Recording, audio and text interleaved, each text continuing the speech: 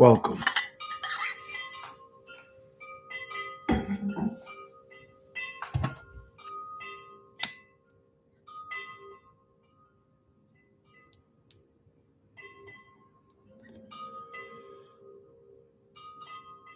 Earth, water, fire and air, we are everywhere.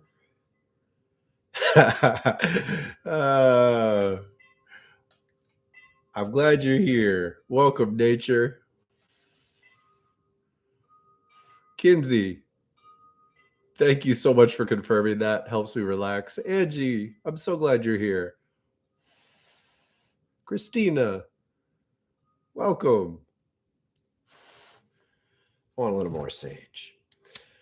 Earth, water, fire, and air, we are everywhere. Earth, water, fire, and air, we are everywhere. Earth, water, fire, and air, we are everywhere. Earth, water, fire, and air, we are everywhere. Angels singing in my soul.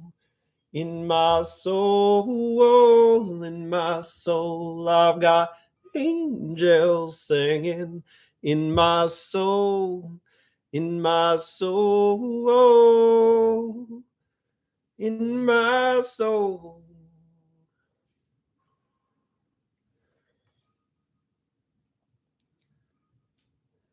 Your soul is a seed. When you incarnate first, your seed is planted and you grow a spirit tree. Your spirit tree is your tree of life. It transcends lifetimes, and each lifetime is like a branch of this tree. Your branches flower, then the flowers die. And for many, they only flower once in a lifetime. As you learn to transcend your relationship with life and death, as it is often taught, you can flower again and again in the many seasons of your life. I invite you to embrace this truth. I invite you to transcend what you've known as normal. Welcome to wild flowing fire. Welcome to this feeling within yourself. Welcome to our community, our common unity, where we share and reinforce and help each other believe in this and be in this every day, every day. It's a way of life. It's a way of life to love life. It's a way of life to be here on earth and to recognize our true power as creator beings. And as we support each other in this trust, it gets stronger. And it transcends distance. It's not about physical distance. It's about vibrational alignment. As you attune with the beauty of your true dreams, they become you and you become them. You don't get what you want to come to you. You come into vibrational harmony with what you truly want, shedding the layers and baggage of thoughts and interpretations and attitudes and misspent dreams. And as you shed these dreams, you learn to feel. And as you learn to feel, it all gets easier. It all gets so much easier. Because as you learn to feel, you can stay true to the true resonance that is in tune with your soul. Some people say source, the universe. I like to be here, like the Gaian blood. Gaia's blood flows through us, in us, through the veins of our spirit trees. And as you learn to tune into this, the frequencies of thoughts and ways of life that are out of harmony with what you are hurt. You feel them. And this is a blessing. Many of you are exactly at this point, so much deeper than you may think. You feel pain too often. You feel stress too often. You might call it stress, akin to, just I've got too many jobs to do. I've got too many pressures on me at work. Please understand. It wouldn't hurt if you weren't in tune with what you really need. It wouldn't hurt if you don't know it and need it so deeply that you refuse to let go. Thank you for refusing to let go of what you know to be real. Thank you.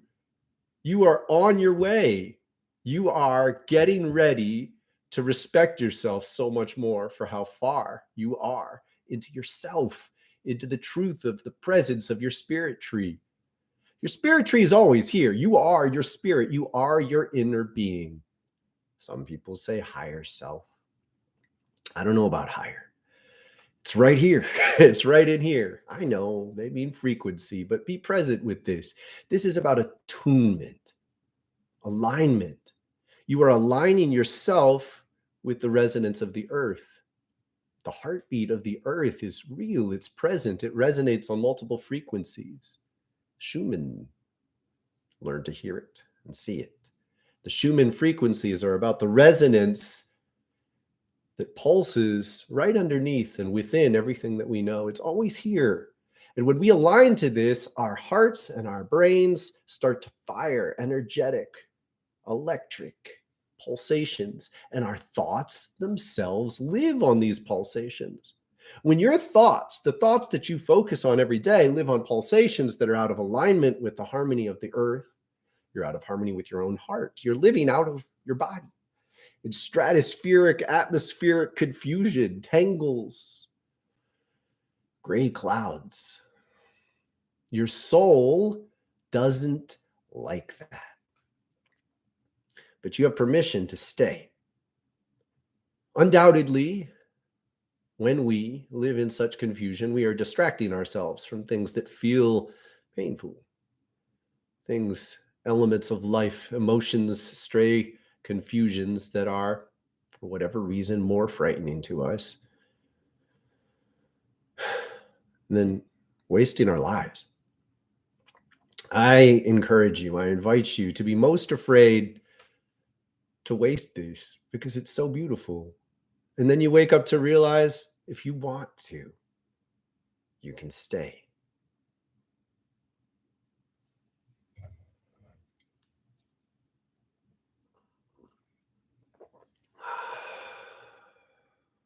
Misty, welcome. I'm so glad you're here. Erica, thank you for being here. I would like to share a moment, share some gratitudes. Forgive me if I ever miss someone. So many people are helping right now. I was talking with Alora yesterday and I was brought to tears, appreciating and being a little overwhelmed by all that is being given right now. The mobile site, by the way, is up. I don't know if you've noticed, but you can check the Wildflowerfire website on your phone, and it's all tight and designed separately for the phone size screen. Alora did an enormous amount of work on it, and I'm so grateful. Sarah has been editing these videos down just magnificently. I do have a hard time cutting things I say. It's partly self-indulgent, perhaps, but also partly I don't always have the best range of awareness of what's going to connect well.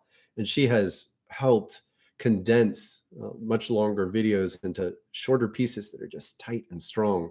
If you've seen the gift from Thoth video introducing, it's the trailer now, and oh my goodness, the spiritual first aid video, I highly encourage you to take a look. I'm so grateful to Sarah for that effort. And oh my goodness, Kinsey is kicking booty. Have you guys been watching the shorts? Just yesterday, we had two of them do wonderfully, and it's just so much fun to feel this connection. It's getting more fun, and that is so much because of you all. Thank you for being here. Thank you for being a part of things. Tom, thank you for this. Tom made these amazing mugs. You can get them on the website, in the store that Alora made. It's awesome. It's awesome. And the sense, much more importantly than any specifics, the sense of building something together. For me, there's something cooler about building something together from afar. It's like it takes courage for us to do this, right? To connect and to prioritize connections that we don't get to reinforce with human beings every day. Like we get to reinforce them with human beings every day in the power of our ability to trust and align and harmonize across great distance. And thus we gain the world. It's a beautiful day in the neighborhood.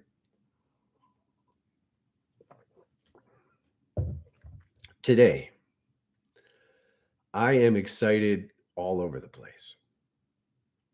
For years, I've been in layers of self-doubt because I've had such a trouble connecting to other creators, sources. Typically, it goes like this. I watch someone for a while. I'm like, oh my God, I love them. We're part of the same calling. And then I find a problem and I crash out and I get sort of pissy and I'm like, but that's wrong. And I'm like, kind of like an annoying geek or something. And I've been very self-critical in this. And yet, all through, I have received guidance again and again that there's been purpose to my isolation, that I've been holding something, nurturing something, a seed that is fragile. And in many ways, I end up respecting, sort of losing myself into other sources sometimes and lose the core of my own calling and have been called back into it. And I'm opening as there's sort of a little more strength in what we're creating here. The sense of that strength is giving me space to appreciate others much more, and that is so affirming to me. And beyond affirming, there are missing pieces that I'm getting. I've really been enjoying Abraham Hicks lately, and lo and behold, I get to talk to Abraham, and it's fun. It's really cool, like really helpful. The first thing yesterday, I had an amazing meditation with Abraham, and I was so wired that I had trouble sleeping. And the first thing I wanted to say, and angelic, divine, beings so in tune with source, typically, as soon as they say hello, they help you.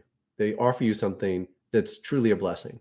And it's like it's an etiquette among certain ranges of culture, Gaian culture.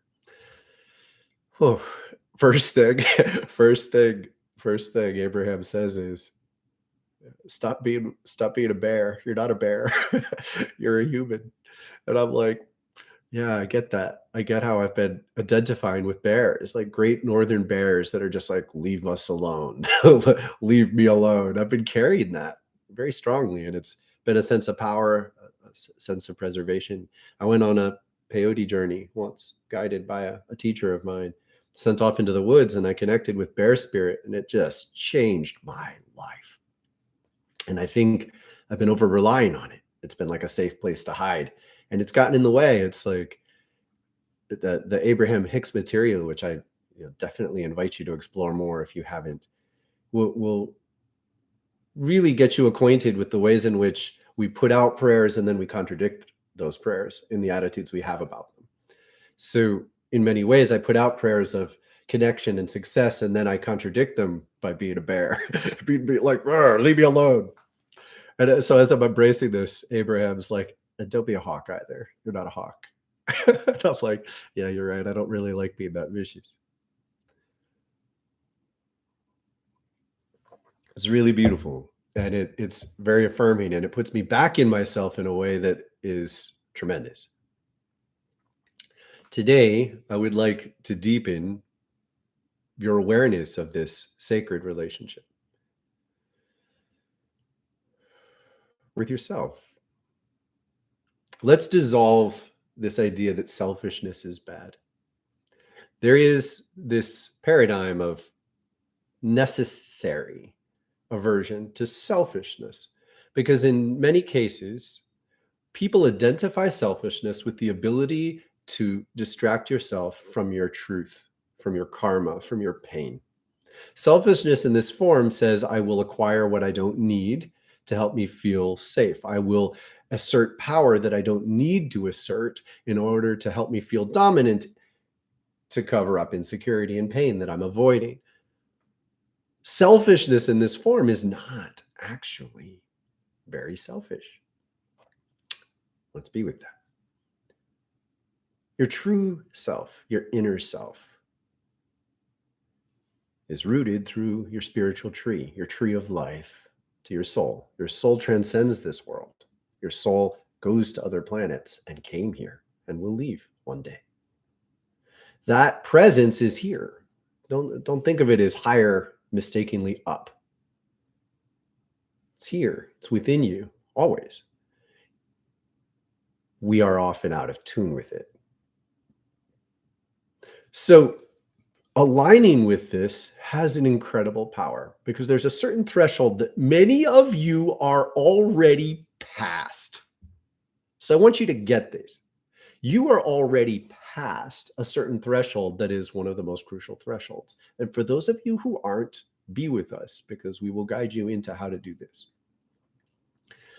Vibrational reality is felt. It doesn't have to be. You can relate to it in other ways, but this is one of the most prominent stages you can go into. Awarenesses, modes of awareness that you can embrace to feel vibration. Now, the danger of feeling vibration is that it hurts. When you are in the contrast between your truth and whatever else is around you and whatever else you have been creating inadvertently, it hurts. And when we feel that pain, often the first thing that we react is to numb. We say, don't feel. I don't want to feel. This hurts. I don't want to feel. And that transition to feeling was so important that it's crucial you not contradict it by wanting to get out, wanting to get out, wanting to get out. Now, look, it's okay to be overwhelmed. It's okay to say this is too much, but do it in a way that is tempered. Okay, I this is too much. I'm too intense, but pray to just cool it.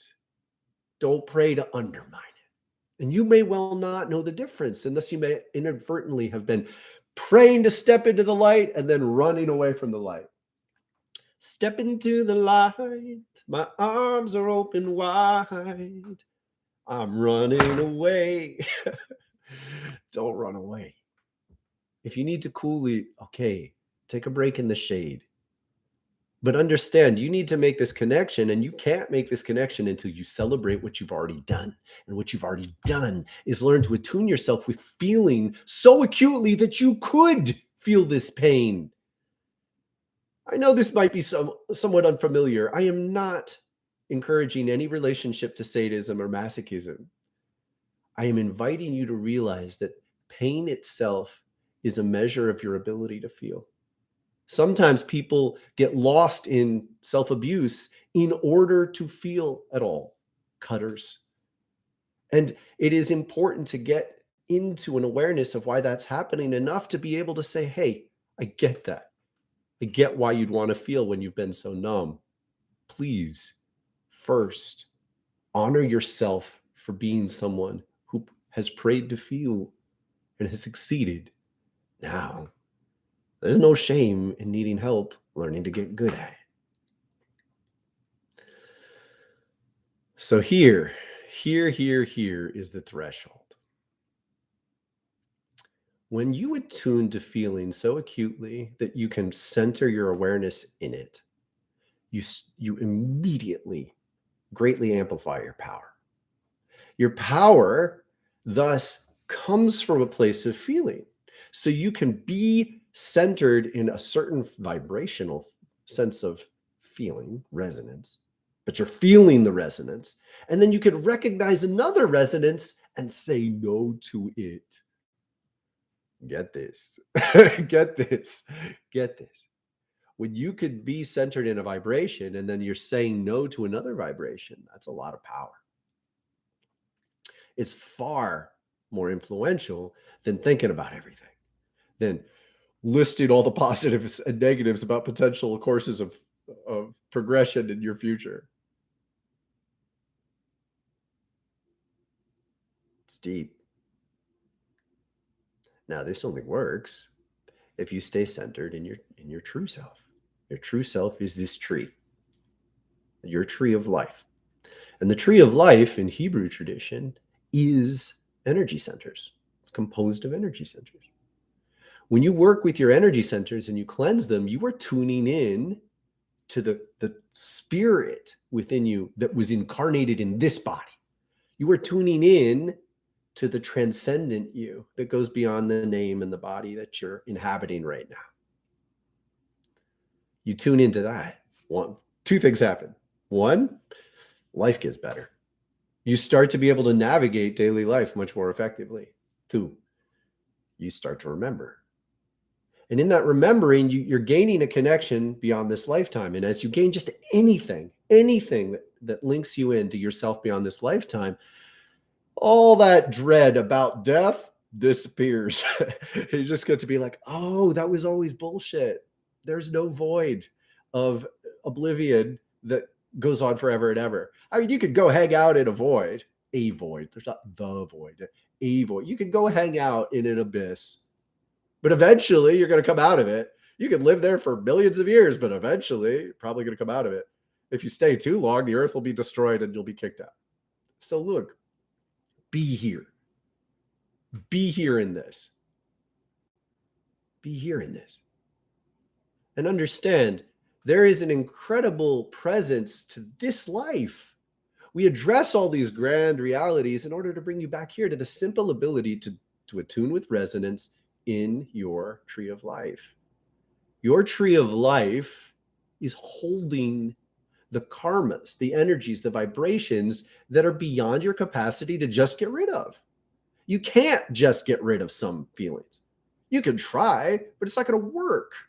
And this leads to many addictions. People have done this wonderful, wonderful work to learn to tune into feeling. And then you start suffering because you tune in to the heavy karmas that you may carry.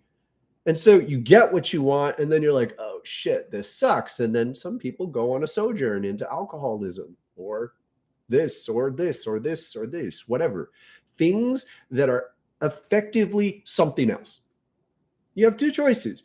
You tune into your truth, the truth of your baggage, your karmas, your history, your patterns, your vibes. You tune into it enough to feel it. Now you're feeling it. It's hard to undo that. But when you try, you can create an alternate reality. You design something else that's in opposition to your truth. Now, this is a story that can go really, really long, or you can get over relatively quickly. If you center on the truth of your own karmas, you could just use this other stuff as just shade. You just take a little rest in the shade. See, we're not even doing away with it. We're not telling you don't ever have a drink or don't ever watch something stupid. Just understand what you're doing. It's such a simple shift, but it's a magnificent impact. You're just taking a little rest. You're effectively saying, wow, that worked. I'm really intense now. I'm feeling all these feelings and it's overwhelming. I just need a rest. It's just a lot. And then you rest and then you re-engage from a space of deeper peace. See, there's great value in saying, I'm so overwhelmed, nothing I think about right now is going to work.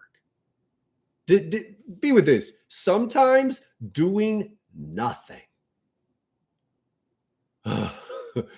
is far more effective than anything you try to do. Sometimes doing nothing is far more effective. Why? Because if you're stuck in a confused vibrational alignment, nothing you do is going to be effective. And you may effectively generate confusion that goes on top of the confusion you've already created because you're uncentered. You're present with a tangle of vibrations that are in disharmony. When you're resting on disharmony, you're not resting.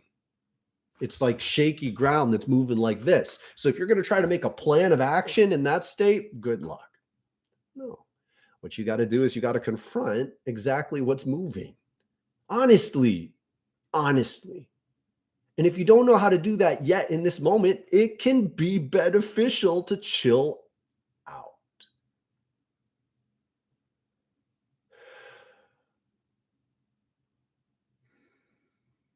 Throat. See, in all that communication, tuning into my throat. So when I feel at this level, it's helpful.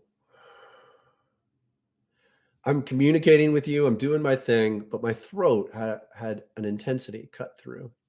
I want to be present. So immediately I'm going to use the breath. I focus here. 2 ways to do this, just to keep it simple. You can Focus on breathing in harmony with what you feel. That means you're going to hold your breath or you're going to take a really deep breath, only dependent on attuning with this vibration. Shallow. Why? Because it keeps me here. My focus is here. And as my focus is here, I'm changing my attunement. I'm moving towards the resonance of my spiritual tree of life. Now I'm in it. I allowed my whole body to follow my focus here. It works well because I do this all the time. So it's more effective for me. You can start practicing it right now. You can either copy me and focus on your throat this way, or you can focus on whatever you feel most acutely. Both methods will work to teach you how to be deeper. So we're focusing on our throats. And as we focus on our throats, we also allow our minds to be guided by this sense of what the throat is. It's your communication. It's your ability to connect. It's your ability to tune in with your calling, which is how you are calling into the world also. This is both a transmitter and a receiver. This is where we resonate in a way that says, who's out there? Who are we going to connect with? What's the best way to reach out from where I am to connect with others who are in harmony with what I share? To connect more with you, I get the simple message: time to sink deeper, time to be more present with some exercises.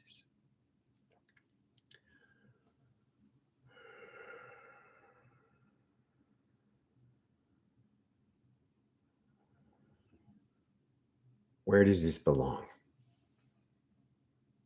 I hold my throat as a collaborator with me to help me resonate what I choose to share into the world and help me reattune to be in harmony with the best way to share the truth of my inner self, the truth of my tree of life.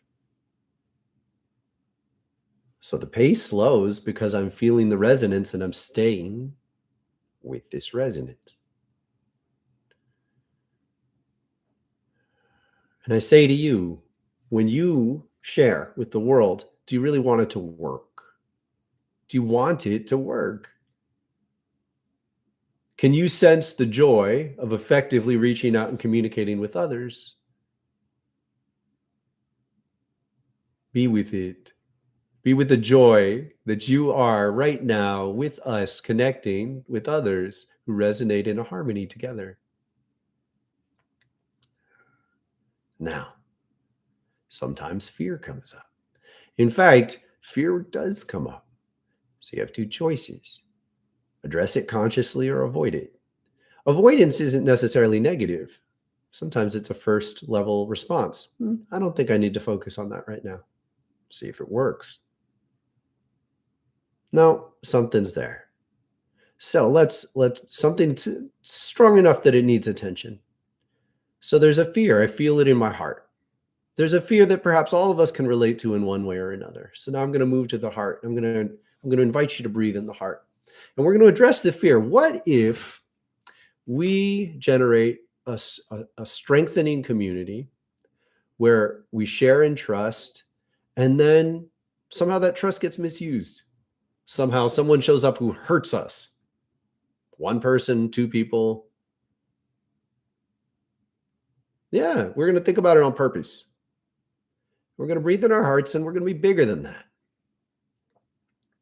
I breathe in my heart and I sense, yeah, I've gotten hurt in the past, but here I am.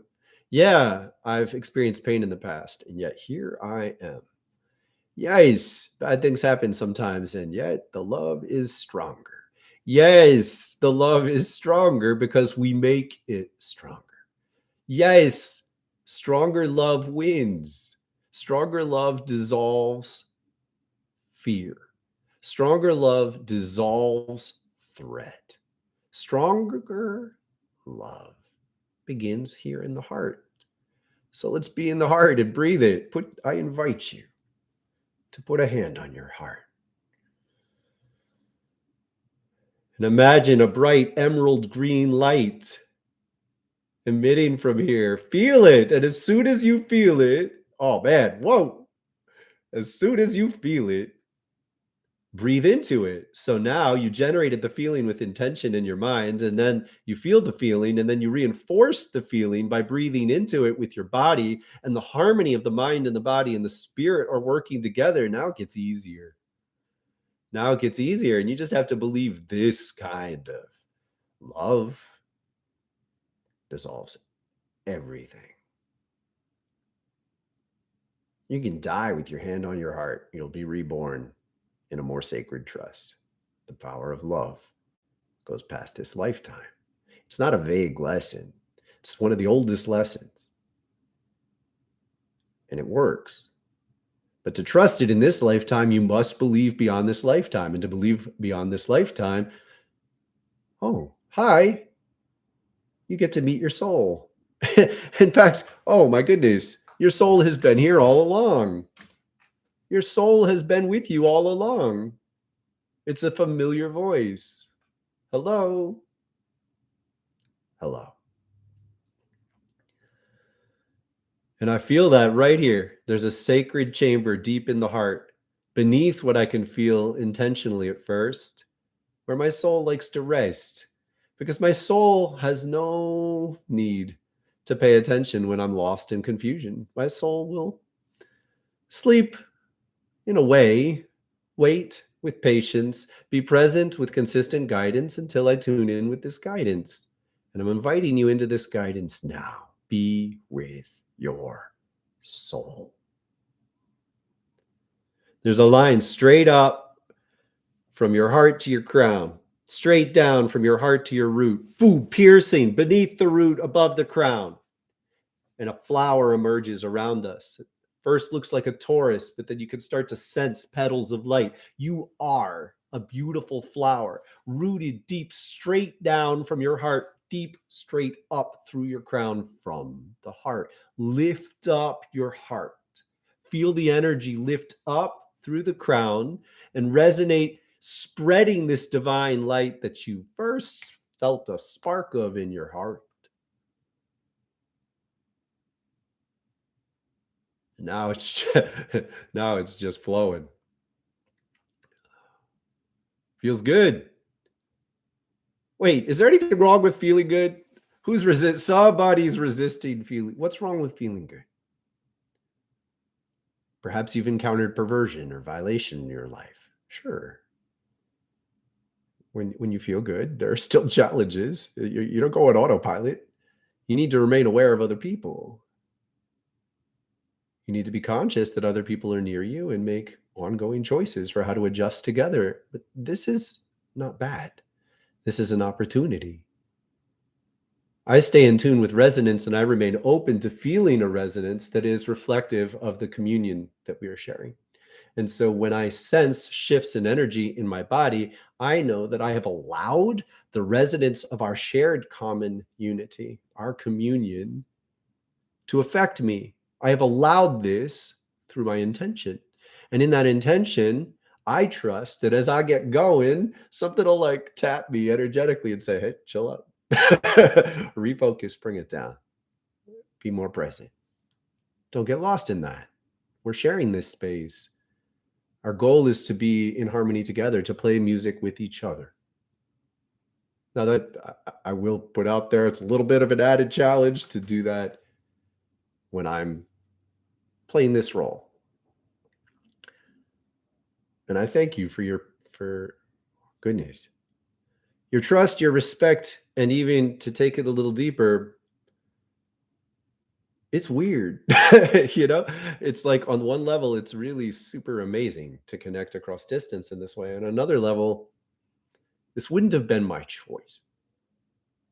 My choice has always been to be with people, to make things work with people. And I'm stunned and in a way sort of saddened by how much I love this. It's sad to me that I love being present in a way that is so me yabbering on and on and on, It's like I can see negatives in that all too easily. And the truth of it is that beneath this, I've always wanted to be someone who just like fiercely drove past all the BS that I saw to cut through into something that wasn't out there anymore. It was boosh right here, boosh. And to be present in a way that I like this challenge. I like it. Where is your edge in this? Where's the challenge that you like? I would like you to be present with something amazingly simple that radically changes your ability to attune like that. You have a purpose. There is a way that all of the elements of your life, everything that you are dealing with, has a harmony that puts you in a place where there's a calling for you. And this calling tunes in down into your gut. So there's a relationship between the throat and the navel that's very beautiful. And I want to do this now for you. And I'll do it with you in a way that feeds itself. We're going to tune into our navel. This is a wild chakra class. We're dancing into our sense of identity. And the invitation here is, as we each tune into our navels together, we are uniquely put into relationship to what our power is, what our presence is, what our identity truly is beneath the surface of the layers of the thoughts and the memories and the baggage. And as we empower this aspect of ourself, we realize that it is not the same as all the other aspects. In fact, how many layers of baggage, how many times has someone given you a hat or a scarf or a ripped shirt and told you, this is you? Oh, this happens all the time. People see you in the way they see you. You feel them seeing you. You sense it. You weave your emotions with their vision of you, and you think that that is you.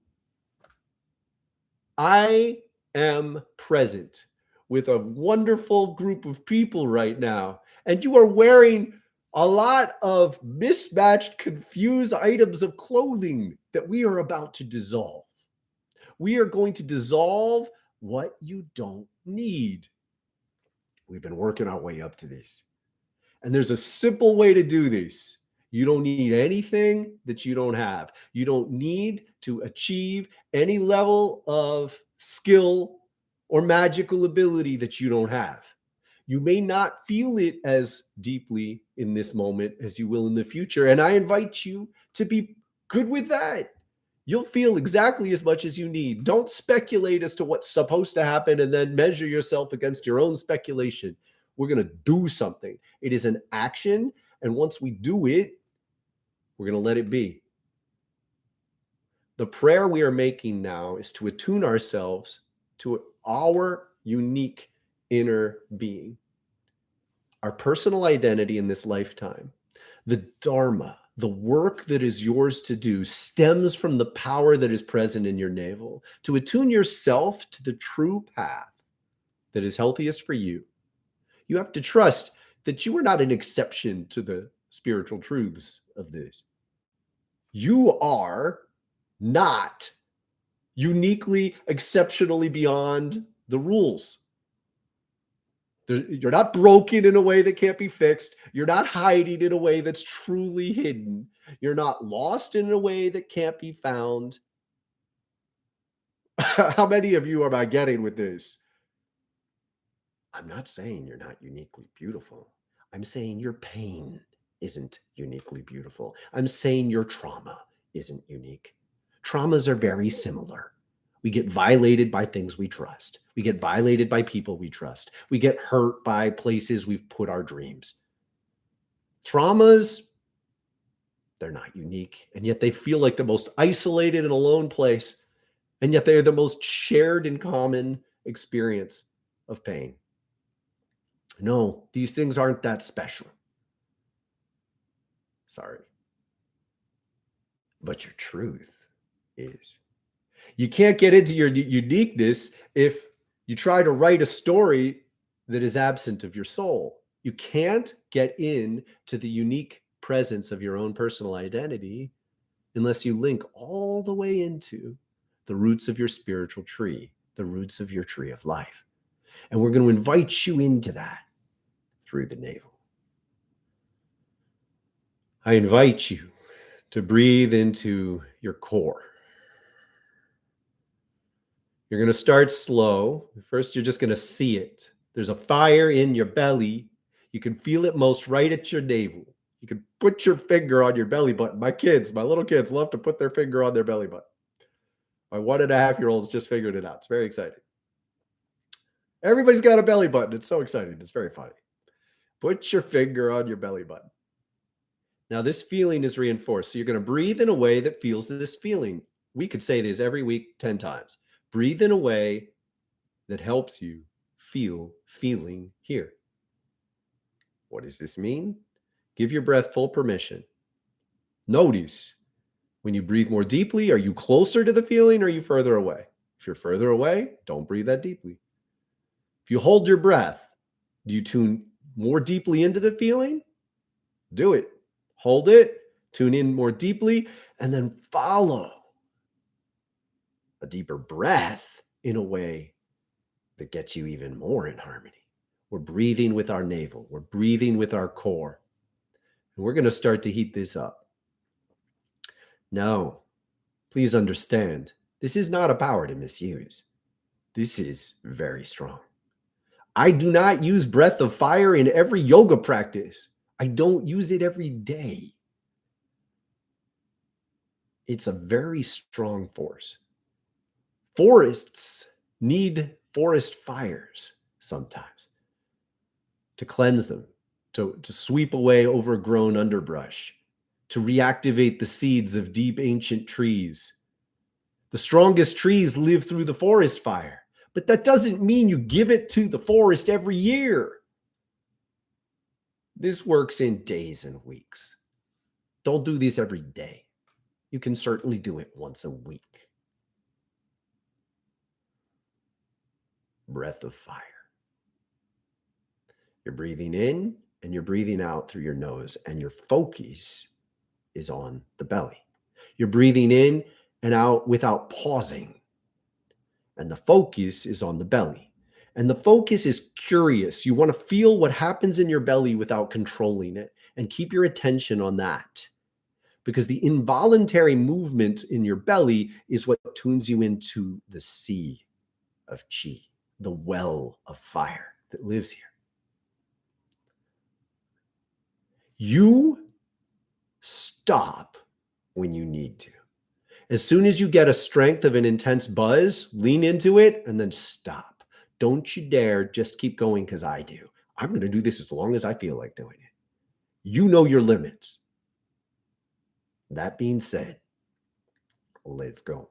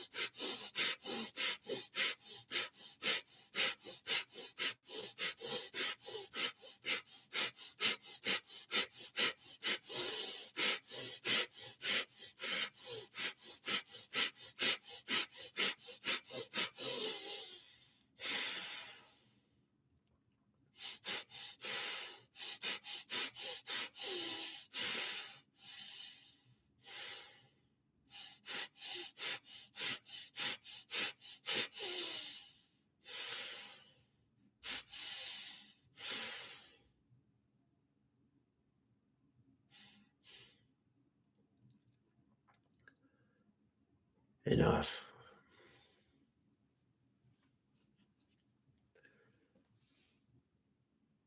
Your true soul is here. What do you need to do? Where is your power?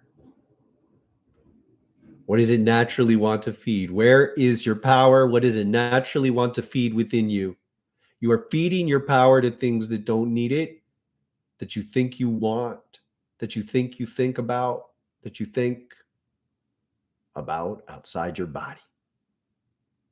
You're in your body, you're in your core. What does your power most want to feed? Be with it. This is my dharma. This is my work. To be present with you in a way that helps you be you. To be present with you in a way that teaches you these techniques so you can use them and eventually one day use them with others, perhaps. This is my dharma, and to be in my calling, to be in my flow. It's awesome. To be in my flow, in your presence, with your presence. Thank you. What is yours? What is one element of your life you know is good? I promise you right now, some of you are dissolving your BS beliefs in things you think you should be doing. And they aren't really the things that are healthiest for you, but you've got them programmed in as the healthiest things for you. Maybe they'll be healthy for you in a year. Maybe they were healthy for you 3 years ago. Right now, they aren't, and they're in the way. When you breathe like this, you burn them, and that's good. What's here for real? What do you know you need to do this week? What do you know you can trust needs your power? And as you invest your power in this aspect of your life, in this habit, in this action, in this choice to spend your time in an what? What do you need to be spending more time doing? Pay attention.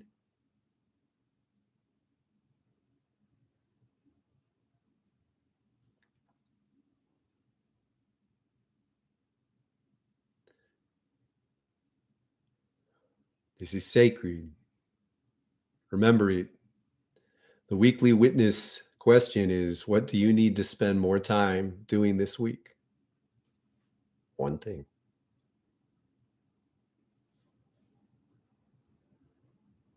Something you can turn to and trust that it deserves an investment of your power, your time.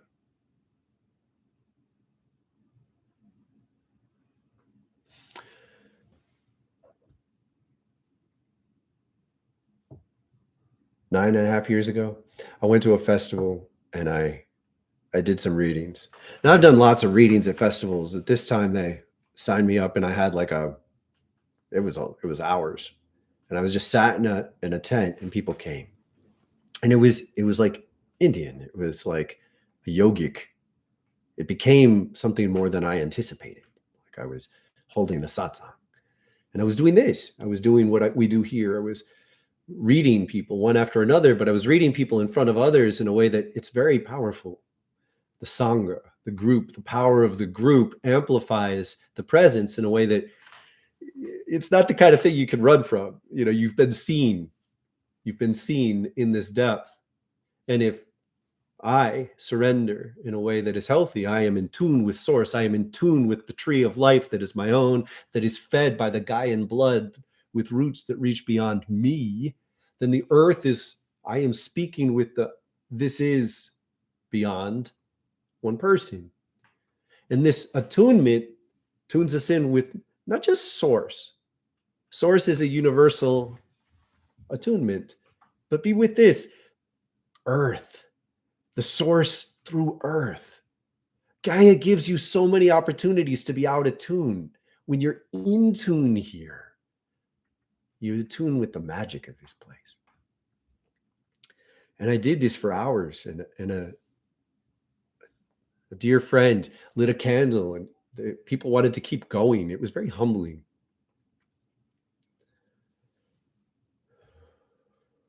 And I read a woman who happened to be, she was very out there. And I didn't know at the time, but she was on LSD. And I saw her in a way that I called her out. She started screaming.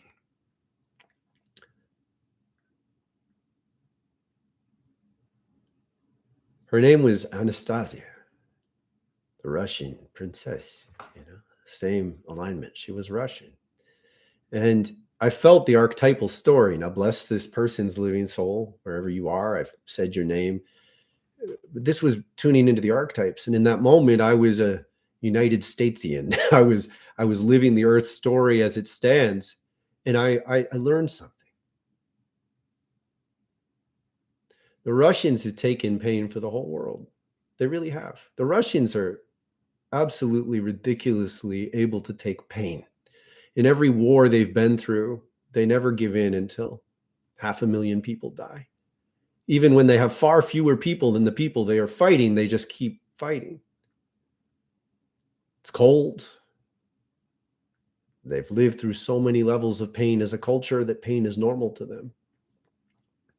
Something happens when we watch movies in which the Russians are the bad guys. Something happens when we watch movies in which the nefarious evil is in this guise. Something happens when we have a party and everybody's invited except the Russians. They get pissed. Here's the truth. Every culture in the world, no, not true. Many cultures, many European cultures in particular, but many cultures of every nation, of every major color, have behaved the way the Russians are behaving now. What are they doing? They're killing and raping in order to dominate and take over. Rape is a tool of war for many, many cultures. As far as they're concerned, they're just doing the same thing they've always done. They're doing the same thing the English did. They're doing the same thing the Spanish did when they took over North and South America. We have more distance from those times, and it's like, oh, no. Our hands are clean. No, they're not. What we're witnessing is the end of an era, and make no mistake, it's got to stop. It's absolutely beyond the pale of what is acceptable in the future. No, you may not scream in rage and the will to dominate and win.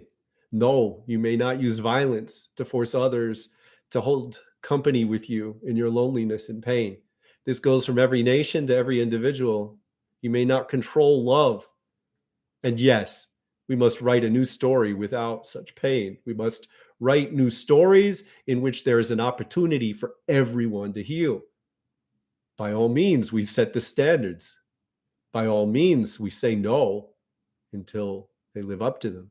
But we may not continue to write stories that depend on someone losing. I lived in a house once. Hundreds of people came through the house, and I carved out a role for myself there. I showed up in a multicolored tapestry with nothing, 10 avocados, and I didn't have any money. And I had multicolored tapestry wrapped around me, and I spent months just walking around with a multicolored tapestry on. It was a trip. It had a blue yin yang on it and fire colors all over it. I was me. I was Kaya. And I was a protector for the house. You know, I felt good about it. The women appreciated it. I was a tough hippie, and I liked having a space. I liked having a role. This 6'6" German guy showed up, and he was very intense, and he was very intuitive, and he would read people without permission. He'd just walk up to people and say, "You've got a problem right there." He wouldn't ask. And I had a bit of that problem myself, although I was shy in a way that prevented me from living it that way. So I was a little bit, look at this guy, because I saw energy. And so part of me was like, should I be like that? And part of me was like, fuck off, dude. I didn't ask your opinion. One day, I shredded him, tore him apart in front of everybody, screamed at him so articulately.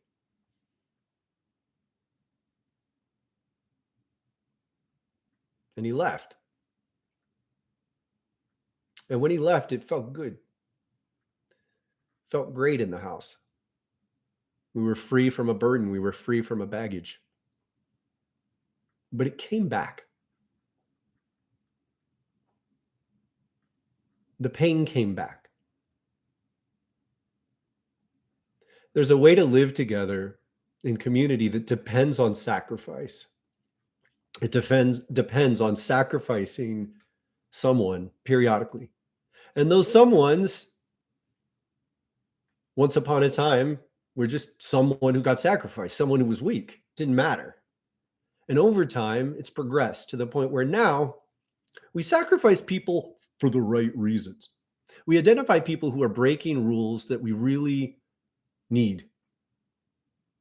But then we sacrifice the people who break them. And we sacrifice them in a way that's sick. It's a way to get rid of our own pain. It's a way to get rid of our own pain and hide from it. It's not okay. And this will not be a place like that. I do care about growing. I love it when videos go a little more viral. And as we hit each new threshold, it's exciting. And I want to ride this journey with you. But please understand, we are not a place where people get sacrificed to soothe our own problems. This dude saw everybody's problem, poked at us very unfairly, violating boundaries, gripped into our problems, and then disappeared. And he took our problems with him for a little while, like a sacrifice. And I did it. And people appreciated me for it because he really was violating boundaries. But we have to draw boundaries in a way that gives people a good chance. Yes, sometimes people have to leave. I push people away. Someone recently showed up and they wanted to suggest that they shook the whole community really badly when they arrived. And I'm like, look, no, you didn't. Nobody has that power. There are hundreds of people here. No one person shakes the whole fucking community. You might arrive at the same time that the weather changes, but you're not the weather. You're riding the weather. When I challenge people, I say you have a choice. Change what you carry. Change how you see yourself, and you can stay. And within that, we don't sacrifice as a way of being.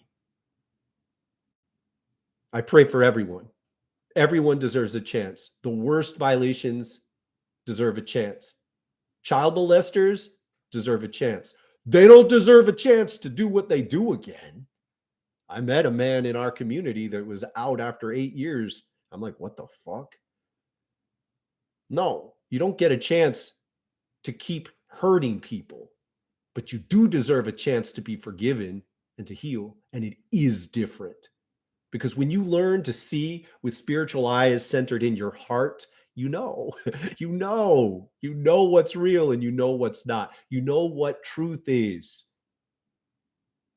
And you can't get into this vision unless you commit to feeling through the pain, healing through the pain. Feeling through the pain is healing through the pain if you stay with you, with your inner self, with your soul, the seed of your tree of life.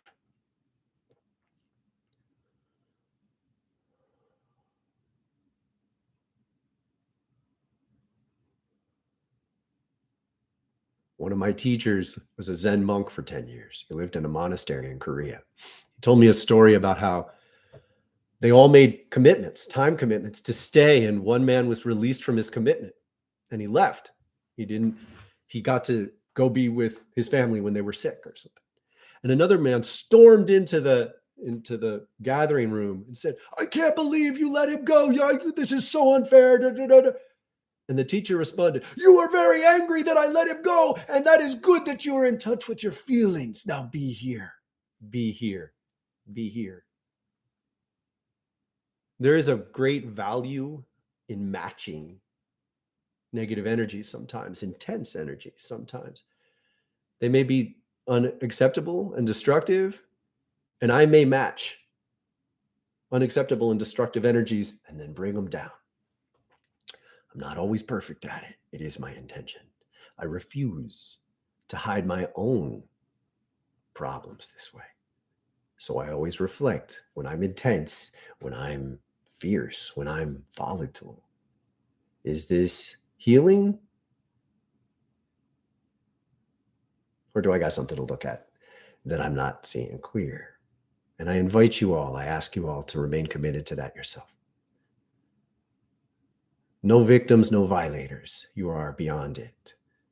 When we encounter strange stuff together, please be committed to owning your own karma. You do this and you say, what is mine? And if you can't focus on what's yours and you're obsessively focused with another person, they're holding some of your shit. Doesn't matter how bad they are. The worst, most awful human being on the planet can still hold your baggage if you don't acknowledge what your baggage is. When we encounter strange stuff together, please remain committed to keeping responsibility for your own. And when you know that you do this every time something weird happens, then you can re-engage and we can be together in trust because there will be no sacrifice. This is the difference. This is the threshold. When things go weird, when things go extreme, if everyone owns their shit, you find that it's not all shit, that it's you. And when we're doing that, there is no sacrifice. People may leave. People may have to leave, but we won't depend on them to take away our pain. We do that, we'll be far more powerful than anything that we can measure. That's what we're doing here.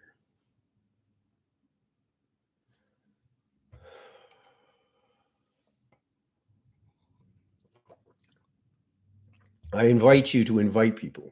I invite you to share these. I haven't made a point of asking people to share, and it's time. I invite you to think about the people in your life who can tune in with what we're doing and benefit from it and be a blessing to what we create together. Share these. And if you can't, maybe reconsider who your friends are a little bit, because if you're embarrassed to share something that means a lot to you, why? Please share these. Please get this medicine to those who need it. Please help make this medicine stronger and purer and truer. The weekly witness question is, what do you need to be spending more of your time doing? What is true to you, true and centered in your core, that deserves the investment of your power? Share it with us so we can all help each other believe in it. I am going to take a little break and be back with some readings. Much love.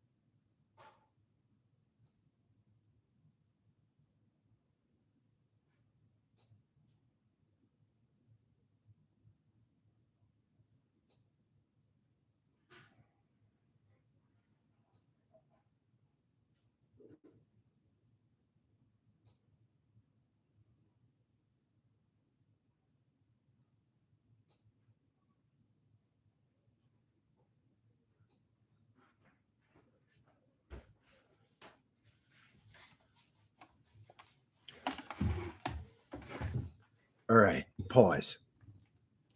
I just got a nosebleed. I need your help. I haven't been getting many nosebleeds this year because I've been much better with my boundaries. I always get nosebleeds when my boundaries get violated in a particular way. Somebody just got pissed at me. And here I am. I get to live out exactly what I just said. In my heart of hearts, I'm responding like a Zen master. I am matching this at the level it needs to be matched to draw a boundary that is necessary. And I am very committed to learning any lesson that I need to learn if I am falsely understanding the situation, because I refuse to sacrifice. I refuse to dump my pain on someone else in order to be free of it for a little while, only to have to re-experience it again. And I don't believe that's what's going on. So listen, I'm talking to one specific force, not a person, a force. Fuck you. Out. You are not welcome. You must understand that when you overestimate your power because you're afraid of the pain that you've experienced, you are generating an aggressive energy that hurts other people in effort to protect you from your memories.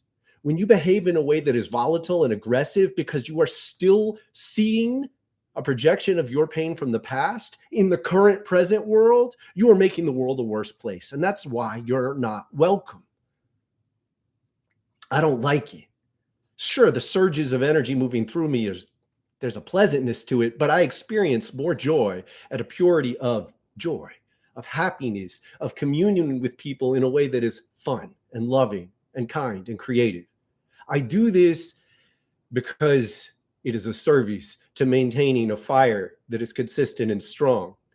When you come here, you put down your belief that you are the most powerful dominator, and you commit to healing your pain. Because when people identify with a form of understanding of yourself that is directly created to protect you from your memory of the past, then you're not healing the past. And you become a violator. This is a karmic wheel. If you got hurt, so you become something so strong that you're willing to hurt other people, you're becoming the same force that hurt you. And you don't have to do it that way. Breaking this kind of wheel of karma is your job. And that's what we do together. And if you're not willing to do that work, you can leave. I'm not always sweet. Sometimes I'm sweet, but I'm not always sweet. And I do not welcome this here. You leave it outside, give it back to the earth, then you can come in and join us. No amount of money is going to make that difference. Now I have to go neti pie. I will be back shortly.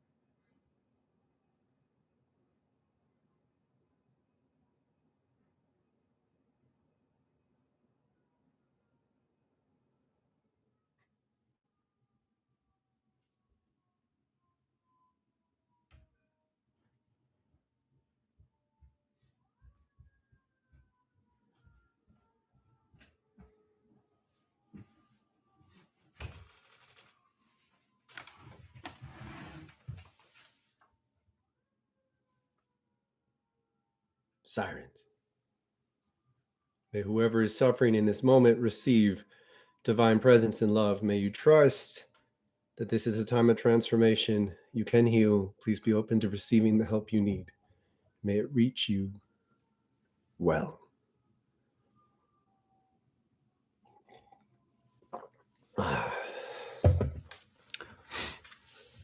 After World War II, the United States did this amazing thing, really good thing. We had the Marshall Plan, which brought enormous and accessible loans to rebuild Germany. And the hope created a path where they could leave the pain of what they had been behind, largely. We need to do the same things for the Russians. We need to hold space. They have to lose. They cannot do what they are doing. And people are complex. Cultures are confusing. They do not have a history of being able to oppose authoritarian leaders, but there are many who would choose another way. We need to hold them in love. We need to hold the belief and the trust that it is crucial that as the current government collapses, we create support from the international community. Because right now we're holding a party and they're like the only ones not invited. They can't kill and rape and rage that they're not invited. But be humble. The English did this, the Spanish did this, the United Statesians did this, do this. How often has this happened in world history? It's that we're not clean enough to pretend that they're the only evil. It's overt, it's awful, it's in our face, it must stop. Hold space for a prayer to help them recreate themselves so we can create a global community that transcends this ever needing to happen again.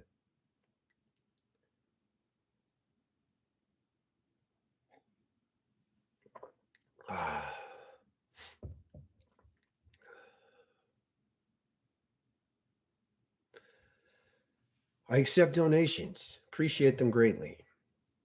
More importantly, think about joining the course if you haven't.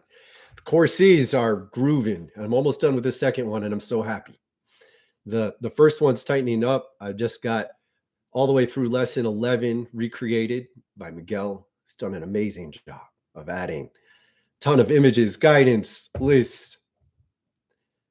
We perfected this spiritual first aid video, thanks in so much large part to the focus group that we held last month and Sarah's beautiful editing skills. We're having a focus group tomorrow. Visit Volley. There's going to be a link posted 1:30 Eastern p.m. 1:30 p.m. Eastern. We're going to have a live focus group. I'm going to share a link to a Google Meet. We're going to talk about what's going on, ways you could be involved.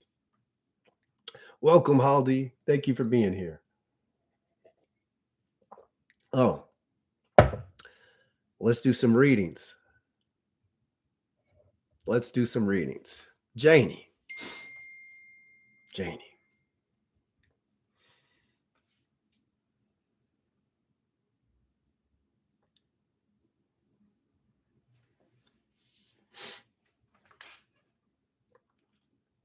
Wow, Janie. First I get is a message from your higher self that there was not a better way for me to say no to that force. Thank you. And for you, what can I do for you? You hurt someone when you get mad, and your higher self wants me to tell you to remember not to hurt them when you're angry. It's a woman, her, a girl. The commitment is that when we are hurting, don't hurt others. Doesn't mean don't defend yourself. It means defend yourself as much as necessary, as little as possible. Hear this, as much as necessary, as little as possible. I invite you to tune into your third eye, Janie, and set this here. So we're going to do this together. And this is helpful for everyone. You can't overdo this. We're going to do several breaths, the third eye blind cross breath. So you're going to inhale, lift your eyebrows and pull them towards your ears. It takes a little practice. Once you get this, it feels nice. Inhale up, exhale. Wait, inhale, up, exhale. Inhale, up. Several more times, your pace. As much as necessary, as little as possible. As much as necessary, as little as possible. With the breath, as much as necessary, as little as possible.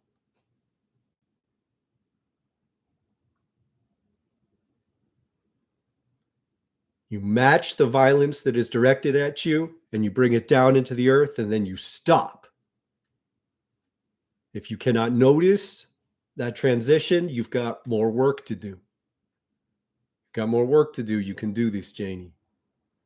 And then it's down in your heart. Your heart wants this. It's the power of love. It's the power of love. It really wins. It really is more powerful. You got to believe that.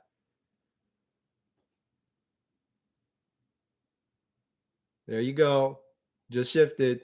Breathe in your heart. Trust this love. Trust this love. It really works. You don't have to be in agony about what an awful person you've been. Just be sober about it. Change it. This is the danger of identifying too much with pain from the past. You can overdo your reactions now, but look, you mostly hurt yourself. Oh, by far. You hurt yourself too much, Janie. You hurt yourself too much. That's not okay either. Not at all. Love for you.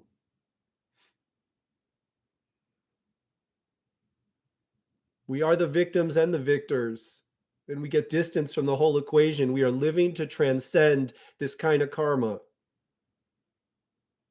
Get some distance. Tune into your soul, through your heart, into the earth.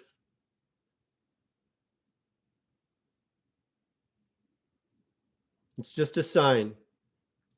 When I get a nosebleed, when I pick it myself till I bleed, it's a sign that the energies are out of balance and I need to address them more directly. It's not a failure. It's just a reminder. Treat it that way. Decharge it. Take the drama out. When you hurt yourself, it's a reminder the energy is already out of balance. Address the imbalance. Go back to your heart. What do you need to do to love yourself more? Go back to your heart. What do you need to do to love yourself more? There's confusion on this. You don't fully know what steps to take. So keep it simple. Janie, today, what is one simple action you can take to love yourself more? After this class, I'm going to go on a walk. I might get myself a cup of coffee. I might get myself a second cup of coffee for the day. My commitment is not to have 2 cups every day. Today, I would like one, and it will make me smile in a way that works.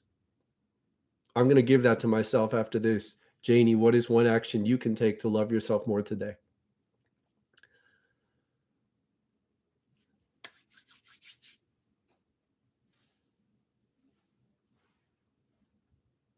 Okay. Minty.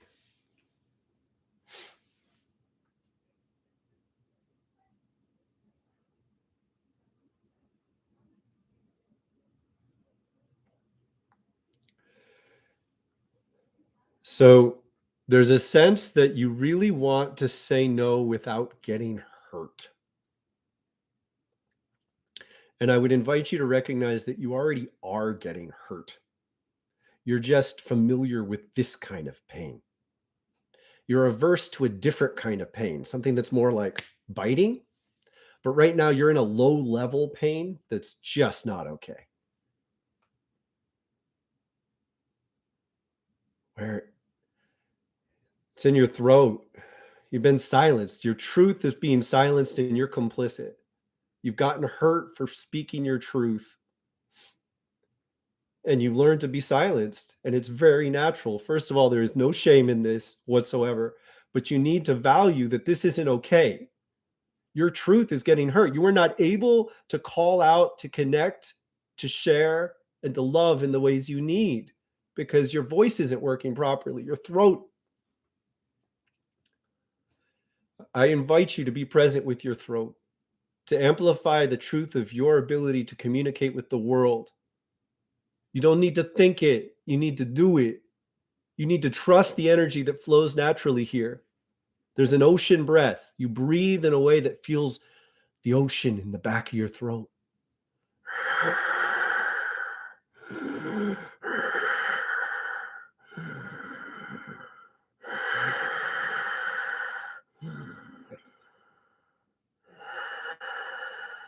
And then you quiet the sound, just feel it. Your pace with strength. You're amplifying the energy here. You're breaking a noose that's been around your neck. You insist that the truth of your communication move through you. You trust the world to guide you. You were avoiding speaking your truth in fear of the repercussions, but the pain you are experiencing every day is worse. By all means, be wise. And if you are in a situation, if you are confronting individuals who are so vicious that your life, your well-being is threatened, if you speak your truth, you need to get to another environment. Anything in between, you need to speak your truth and trust life. And you don't need to think it. You need to breathe with this strength in your throat. When you breathe with this strength in your throat, you empower the energy to work. And you will be more liberated to speak your truth. It's scary. It's like riding something strong, and it's worth it. I am not telling you to be reckless. I am inviting you to realize that if you are truly under so much negative threat, that your life or your well-being are in question, you need to be in a different environment. Anything less, speak your truth and trust what happens. What else is there? What else is there, Minty? Oh, you got beautiful, beautiful visions of life. You see, oh, you see like fairies, like you see like a fairy. You see deep beauty and you haven't been able to communicate it clearly. It scares people and it feels fragile to you, but really fairies are not fragile. If anything, they resent humans a lot, and that can make it hard to know them. Oh, fairies are real. Little people are real. The tenders of the different species are real.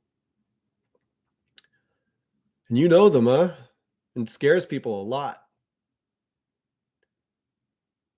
You need to be able to trust that you can share this. And by all means, the wildflower community on this app Valley is a safe place for you to share what you are.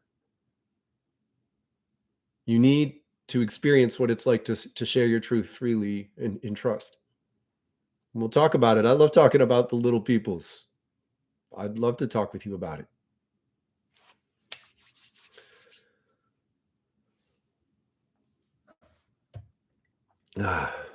Thank you.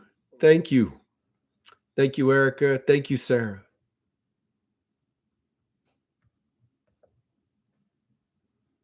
SEK. Thank you.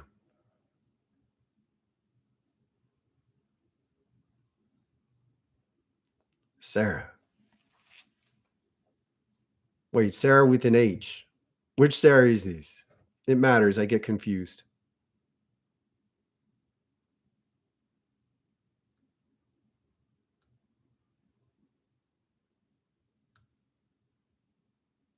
Oh, okay. Thank you.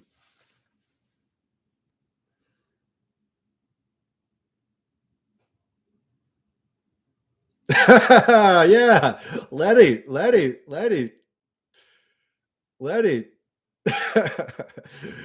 You know how to call the lightning. Do it. You can hold it. You can hold it. You got to let it pass all the way through you. It goes straight down through your crown into the earth. If you don't let it go into the earth, you get unmoored. But you're not as scared as you are excited. Do it. Do it. It's like this. Dance with it, you know? The yoga makes you strong to dance. Dance with it. Dance outside. Dance in the rain. Next time it rains, Sarah, go outside and dance. I mean it. Dance with your hands up. If you do it for 2 minutes, okay, you did it for 2 minutes. How often have you done that lately? Come on. You're not going to get hit by the lightning. Like, don't go to the middle of the field. This is spiritual lightning. It's calling you. You call it. You call it, it calls you. It works better. Holy shit, lady. That's good stuff. Let it reach your heart. It's an attunement. It aligns you with the power of the earth. It aligns you with the same forces we've been talking about all through this. And it's a very specific way. It's a very strong role.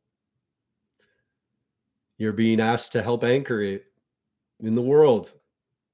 And it means that you take on a level of power that it starts to dissolve people's resistance without words around you. You don't even have to argue with them. They have to deal with their own BS. It just bounces off you. Own this. And yes, it's a big challenge to your constitution. So I do encourage you to deeply commit to you do more yoga when you do this. You got it. It's like it keeps you sane. It becomes necessary medicine. It's not like, oh, I wish I did more yoga. It's like, holy shit, you need this. Yeah. Keep going. Keep going with it. Go deeper with it, because this is a strong energy. And in order to hold it, you have to make your vessel ready and keep it tended.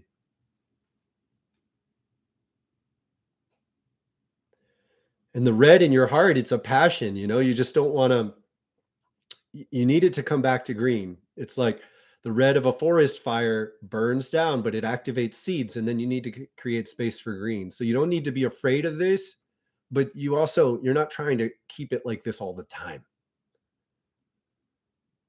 We live in service to new life.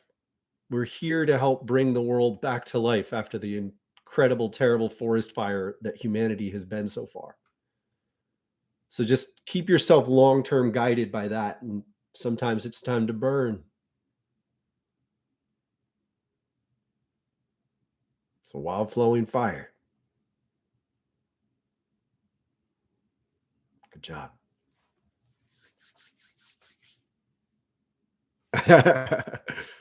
Erica.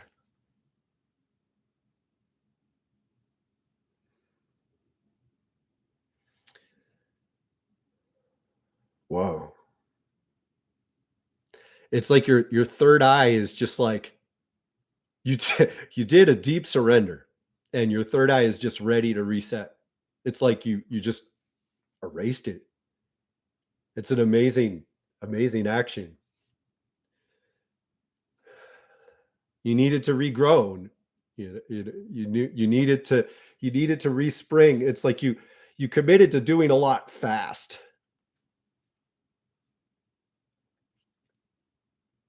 There's a terrible sense that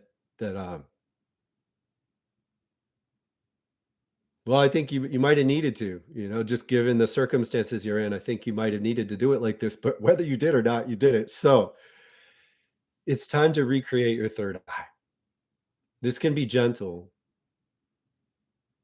Look, there's a real beauty in it being time to like dance with the lightning, but I don't want to mislead people. It's not always time. And lightning, it's not existing all over the earth at the same time. There is this is really important for you, Erica, but everyone needs this. There is a spiritual resonance that travels around the earth. People sometimes call it the kundalini of the earth. It's all like, it needs its own name. It's like this dancing around the earth, and it activates through different cultures. And when it sweeps through your community, that's when it's time for you to dance with it. When it's not sweeping through your community, it's not time. Right now, that's not where your whole region is, Erica.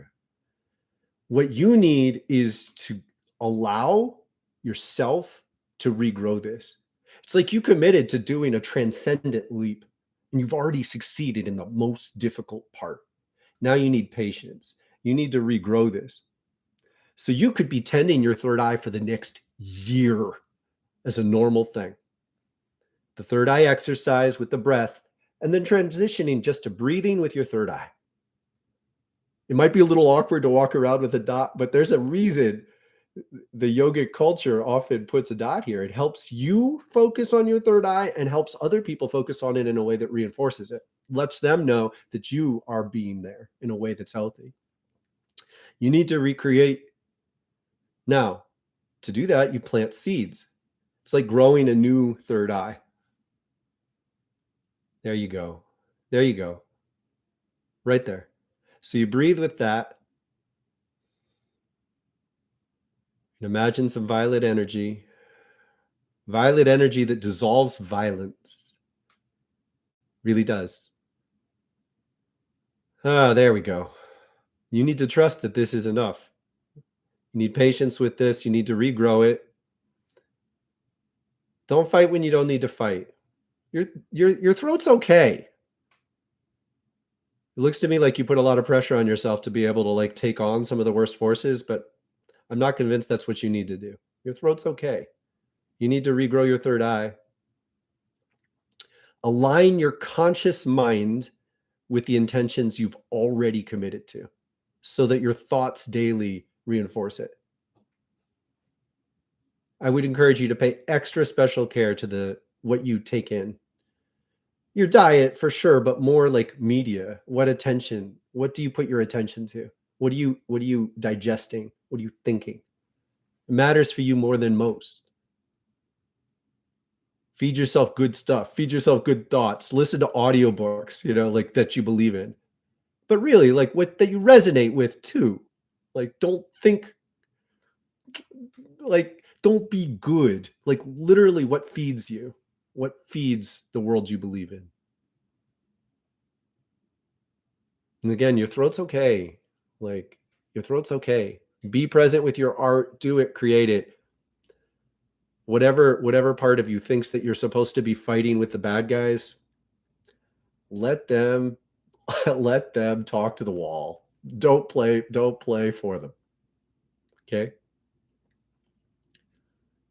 Good.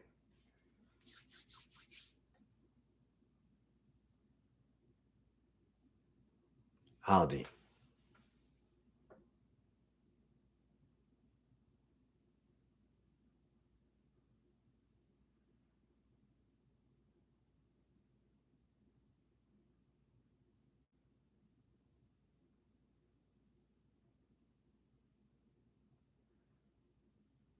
You're afraid of being wrong.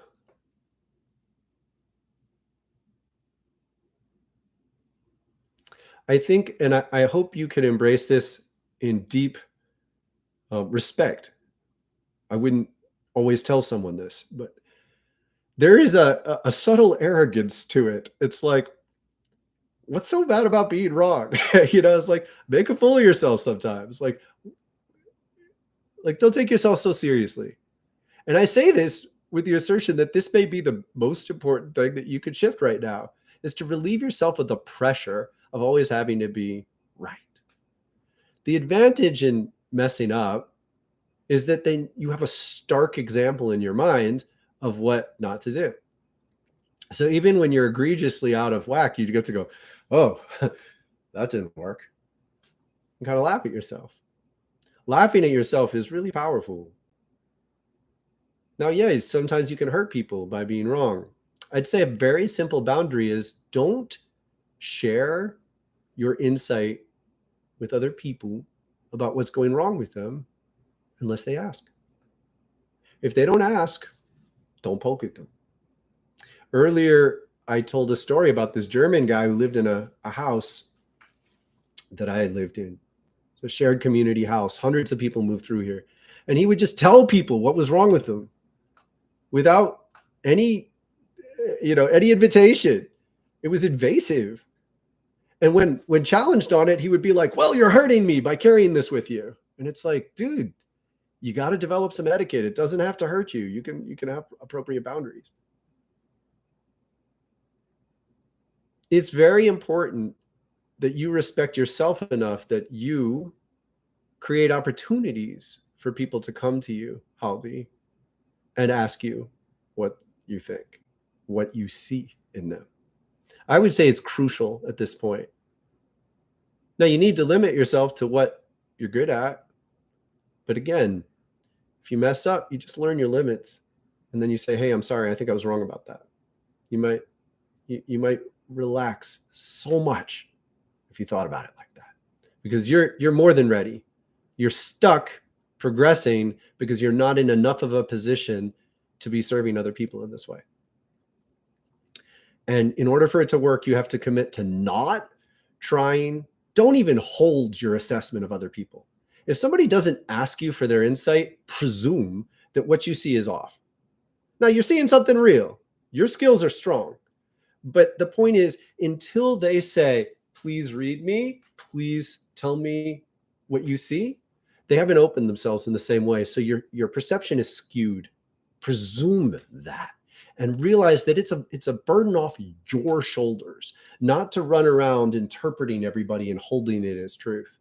You just go, I think they're carrying a lot of anger. I'm going to step around them. She looks like she's holding a victim energy. She might blame me if we crash into each other, so I'm just going to avoid that. Use your gift that way. But don't walk up to her and say, stop being a victim. It's hurting you. Hey, why are you so angry? Don't do those things. You got this. You got this. Hang up your sign. How can you do it, Halsey? I'm going to ask you. Breathe into your navel. You need more core work. The yoga. You need more core work. You need to just power up your navel. Power up your navel, because it's true. You're not always focused enough there to do your best. So power up your navel. Do the core yoga. You could do it 2 times a week, certainly once. Do the core yoga. If you don't do mind, find core work that works for you. But wild chakra yoga, the core yoga routine, it's 27 minutes. You do need to fire up your core some more.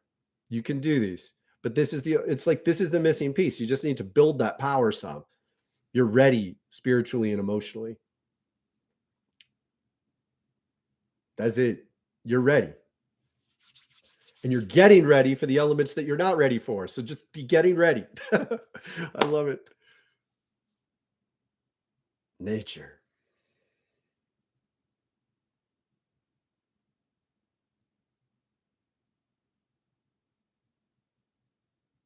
Honored.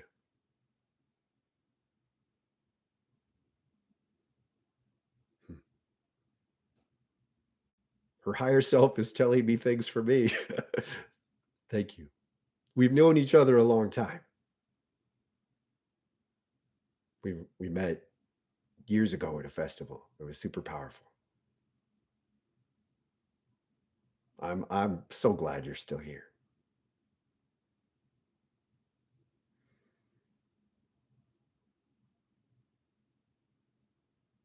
Oh. Sing them goodbye. Sing them goodbye. You see some deaths, and you see it because you have a service you can do in it. If you sing them goodbye, you help them leave gracefully. You're not killing them. You're not damaging them. It only works for those beings that are actually leaving in this way, and you can help. You can help. So the songs that most want to come through you, the deepest power is going to be there. If you try to sing songs that you used to love, it's probably not going to work so great. If you try to sing what you think you want to sing, it's probably not going to work so great. If you try to sing to perform, it's probably not going to work so great right now. Right now, the songs that want to come through you are these. It's like I see beings leaving the earth, and you're singing it to them. And your songs are helping them ride through the barriers into the light.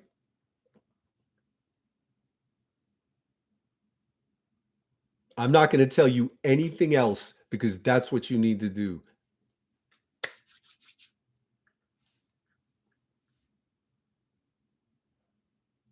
Hey, thank you, Hati. so much.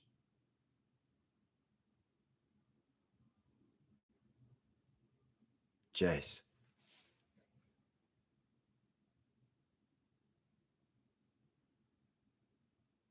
Oh my God. Every single one of you is giving me a message for me this week. Like, what is going on? This is great. I guess I got deeper. Thank you.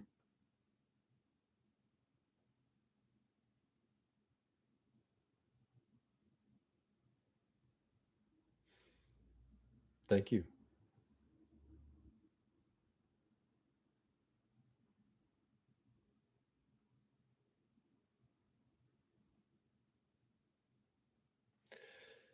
So you're you are so strong right now that you're holding on and then letting go in kind of confusing patterns.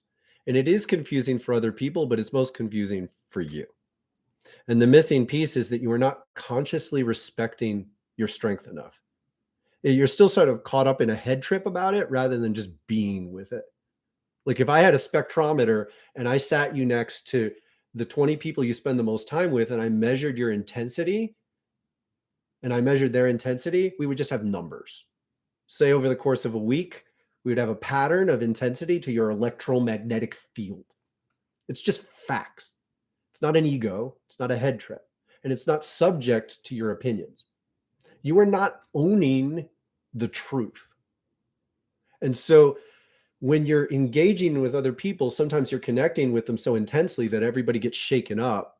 They get shaken up, you get shaken up, but you're not accurately identifying what's happening. You need to own it. And what that means is you know yourself as you are.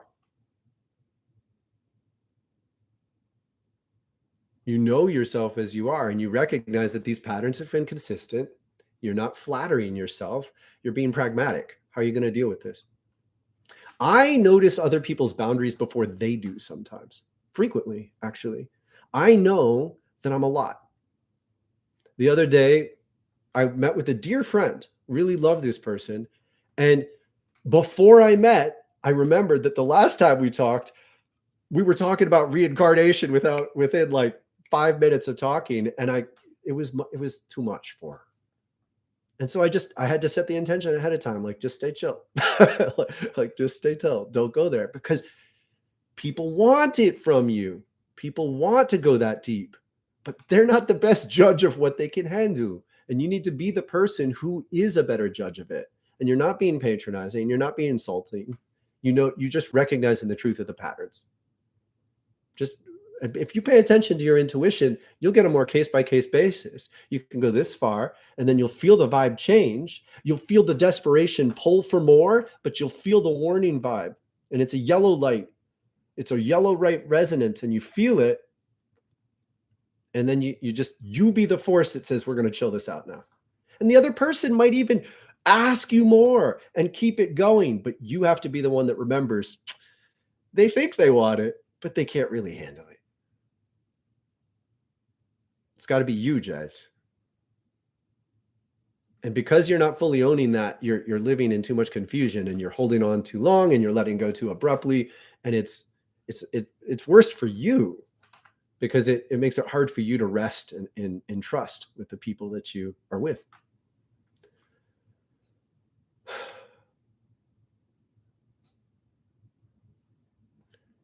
So throat, I would encourage you to breathe with your throat and think ahead. I would encourage you to imagine, breathe with your throat a lot. I'm going to give you both these. Breathe with your throat a lot and imagine with your third eye. Imagine into situations where you are setting boundaries, even though it's a little uncomfortable, and you're essentially setting boundaries for the other person. But you're doing it for yourself because you know that this is going to be dramatic. This is going to make drama if you don't put the right container on it. So you're going to share this much and then you're going to stop it. Leave them wanting more. Leave them wanting more. You got this. It's not manipulative. It's wise. Okay, just a reinforcement. Imagine. Let's do this. Let everybody do these if you want. Breathe with your third eye. I'm going to stay with you on this, Jess, because it's just super valuable. This is an exercise to set your intentions into the future. Breathe with your third eye. You don't need to do the breath. Just breathe and be aware here. You can touch a finger.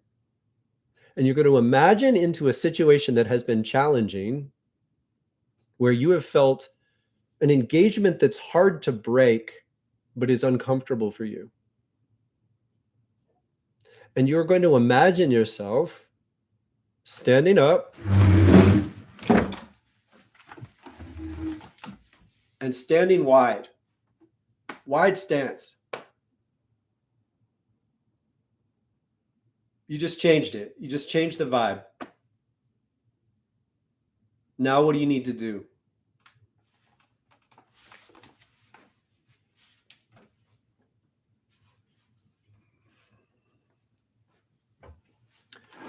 First step, you imagine yourself standing up, standing wide-legged. You bring power into your core, and from that position, you're going to determine what you need to do. Sometimes it's as simple as, it's been nice talking to you. I'm sorry, I need to do this. Or I need to, you don't need to justify anything. You just find a way to do it. Break that connection, but understand it's your power. It's your power. This really matters. Many of you may experience this, where you get stuck in engagements that feel overwhelming, like you can't get away from them. It's often the result of someone else recognizing the incredible vibrancy of your ripeness, your source, present, and they want it. You're stronger. Be it. Be stronger. Set the tone, change the vibe. You need this.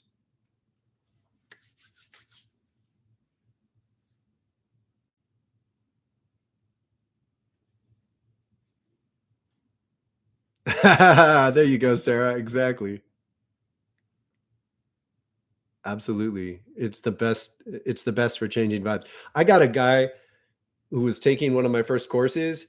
He quit his job once he learned to start doing this, because he was basically getting picked on at work.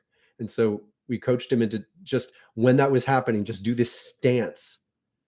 And he centered his power, and he ended up quitting his job. I mean, I won't say it's all due to the stance, but for real, you get into that stance, you know what to do in situations where it's been confusing. And it empowers you to make a different choice and to change the vibe when you feel trapped in it. Christopher.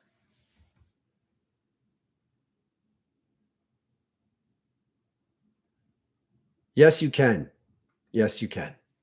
You are operating under the false assumption that you have to stay with people in their pit. And you're thinking of it as, if you step into your truth, you will be abandoning them. It starts with a woman, but it's more than her. You're in a trap. You're in a mental trap that is keeping you in the wrong vibes for you. And you're essentially getting guilt tripped. And you've got yourself wrapped up into the idea that this is what it is to be a good person. This is not what it is to be a good person. If somebody is trapped in a pit, if you get in the pit with them, now there are two people in the pit. You may have heard me say this. Hear it again. You need to get out of that pit. You need to tie a rope to a tree and lower that rope down. And you give them a little bit of time. You coach them on how to hold that rope and climb out of the pit. And if they don't do it, you walk away, because that's not where you belong. You're away from your source, because we're not talking about physical location. We're talking about vibes. You are being held in the wrong vibration by guilt trips that you largely give to yourself at this point. There we go. And it's back in your shoulders. There you go. You don't need to fight. You just need to do it. You just need to go towards what you need and trust what happens.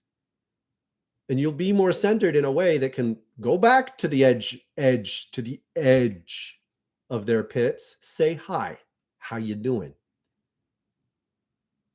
I've just tied a rope to this tree, and I will throw the end down to you. Would you like to come out? Oh, sorry. You don't want to come out now? Well, it's been nice saying hi. Do that every once in a while. Get back in your vibe. You need to stay in your vibe. And it's messing with your plans. You don't even trust yourself to make the right plans because you know you keep sacrificing them for these reasons. There you go. It's all out of balance left to right. You're not thinking clearly about what actions to take, and you keep convincing yourself that you have to put your attention back into the decisions you need to make. You're not able to make the right decisions because you don't trust yourself to stick with them because you get lost in these guilt trips where people are convincing you to feed them in the wrong vibes. It's not who you are. You need to be who you are and trust that the challenge of your presence is better medicine than hand feeding grown adults. You're spoon feeding them. You're spoon feeding them like barely enough to survive. Be your full self, man, and let your full self be a challenge to them just by your existence. You don't even need to come up with the right words. You just need to keep going and being present and then staying within yourself with that which keeps you in your vibes. It's in your shoulders. So your shoulders are out of balance. And I invite you to do this. This is really cool. So here's the sniffing breath for the shoulders. It's very powerful. You go.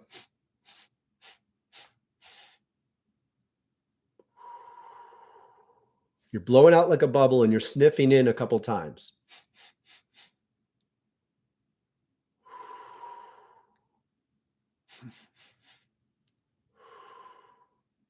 Now, you're going to do that, but you're going to imagine an infinity loop in your shoulders, left to right.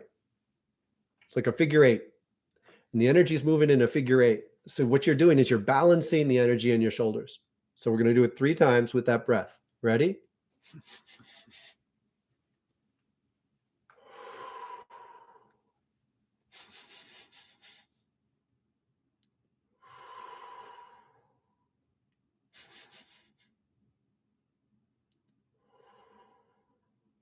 Now you can add the yoga. And when you add the yoga, you do an archer pose. You're making a loop, making a loop, making a loop.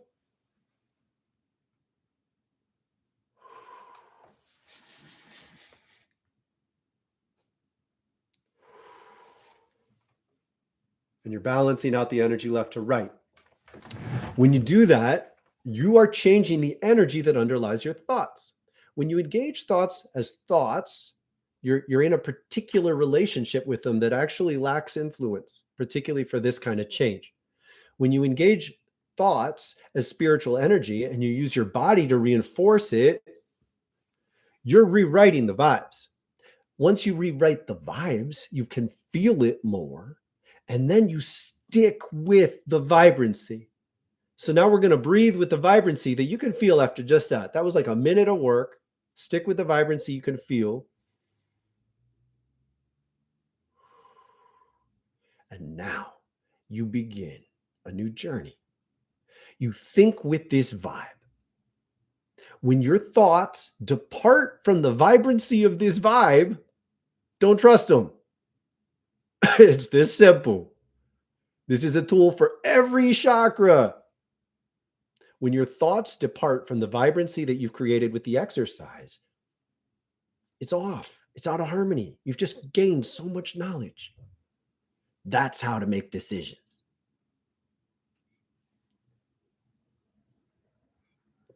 Let those who have ears hear.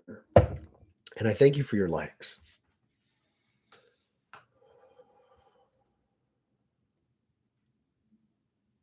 Jean.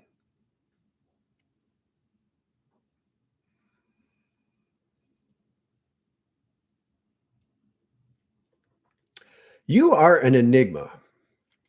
And I have to say, in this moment, I would love to know a little, like if you wrote just a little bit more about you, like anything about you, where you live, your age, anything like this. Because I'm feeling it ungrounded.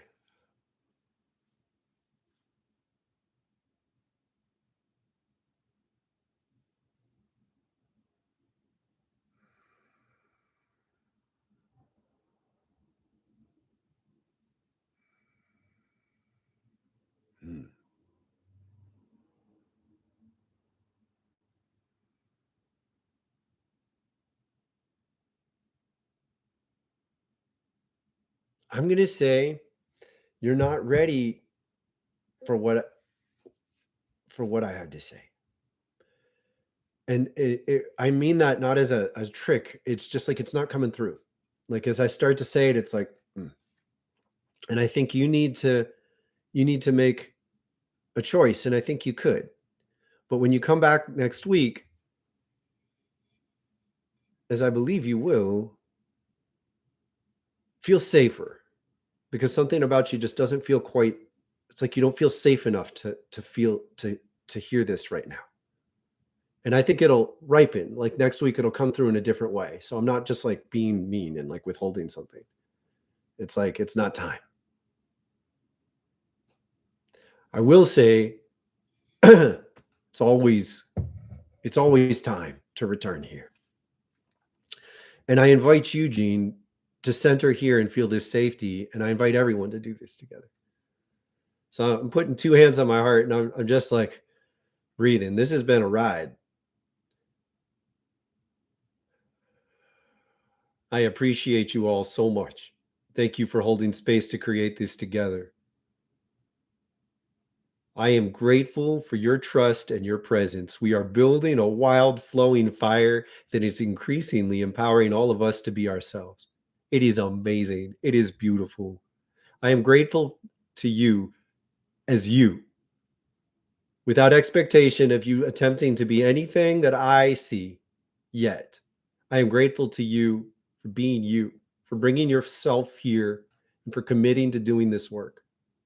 You couldn't keep coming back if you weren't committing to doing this, to transforming in these ways. I am grateful for your trust and your presence. And I increasingly appreciate the depths that we're creating. I appreciate the ways we're satiating our need for community, for common unity, for the communion that allows us to nurture a deep, wild, flowing spiritual fire and then be fed by it. And we're creating this together. Personalities often get to masquerade as if they are the spiritual fire of their community. I am a steward of these, and it is my honor to live in it. I appreciate what we are creating with each other, and I am so excited to be on this journey with you. I love it. I love you. I love this. I love sharing in this way. I love being in harmony with what we are.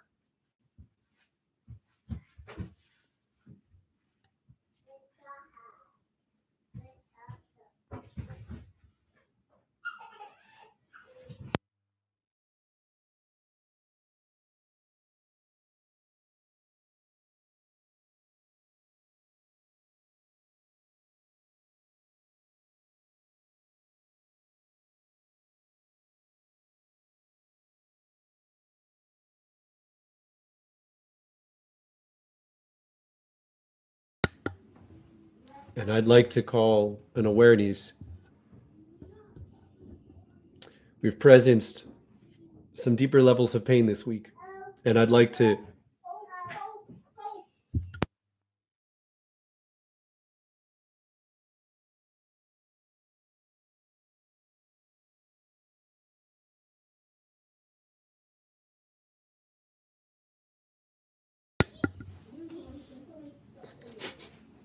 my kids just got home.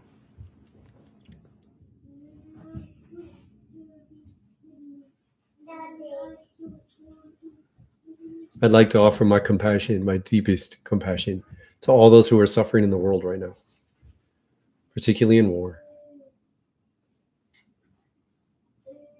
They are suffering under forces that have been a part of every culture in one way or another, that we've all been exposed to. And let there be no sacrifice. Let us feel this compassion with deep humility, that we all need to be a part of writing a new story, a story that holds space without sacrifice. And yet, in this, many are leaving. Many are leaving. And as they leave, let's sing them goodbye.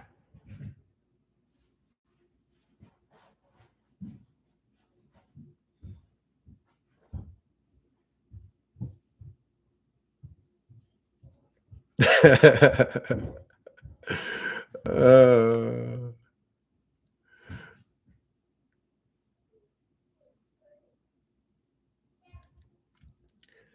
thank you all for being here.